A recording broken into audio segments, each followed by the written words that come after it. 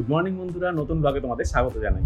দেখো আজকে পদকাকে সকালবেলা খাইয়ে দিয়েছি, নেক্সট টাইমটা খাওয়ানো হয়েছে। তারপর পড়ানোর ব্যাচে ওর মা একটু দিয়ে গেল 10 মিনিটের জন্য। জামা কাপড় খুলে দেবে বলবো না, টাঙিয়ে রাখবো বলবো। সব জামা কাপড় ভিজে, এবার আমরা নিজেরা ভিজে জামা কাপড়ই পরবো, মোটামুটি এটাই প্ল্যান করে নিয়েছি। এই দেখো আমার কোলে বসে এখন পদকা এনজয় করছি, গল্প করা।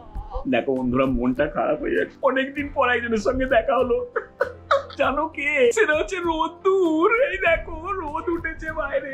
আসলে প্রায় 10 বছর, মানে দিন 5 পর রোদ্দুর উঠলো, তো বাড়ির কোনো জিনিস আমি নিজে শুকোইনি। দেখো আমাদের ওর মা নিজেই বুঝতে পারছিল না কি খাওয়াবে, যেটাই খাওয়াচ্ছে খাচ্ছে না। আজকে একটা দারুণ কম্বিনেশন করেছে, চাল ডাল সিদ্ধ করেছে আলাদা আর রাঙালু আলাদা। রাঙালুতে মিষ্টি নিয়ে রান্না করে, হ্যাঁ হ্যাঁ হ্যাঁ, যেটুকু মিষ্টি আছে। আর এখানে ডালের জল রাখা হচ্ছে অল্প অল্প করে মিশিয়ে, ভাতটা একটু মানে পেস্ট টাইপের বানিয়ে।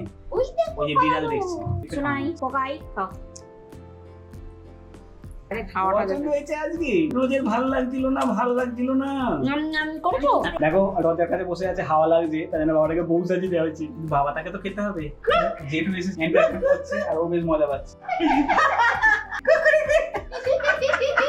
মুখে ভাতের দোকান হয়ে গেছে। এটা ভালো বাচ্চা, আমার সোনা বাচ্চাকে দেখিয়ে কান্ত বাবা। তুমি কোনটা বাবা? কালকে কি কাণ্ড, খেলোই না।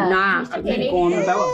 এই তো খাও খাও খাও খাও। ও রাইস সেরিমনি তো হয়নি, জাস্ট কয়েকজনের মধ্যে যে রাইস সেরিমনির মতো একটা করা হয়েছে, যাতে এটুকু নিয়ম করা সেটা হয়েছে। একজন এই জিপটা দিয়েছে, আর এই জিপটা দিয়ে দেখি খাওয়ার সময় কোনো উপকার হয় কিনা। ছেলের বিয়ে দিয়ে দিচ্ছে, একে বউ সাজিয়ে দিয়েছে, আবার বিয়েও দিয়ে দিচ্ছে।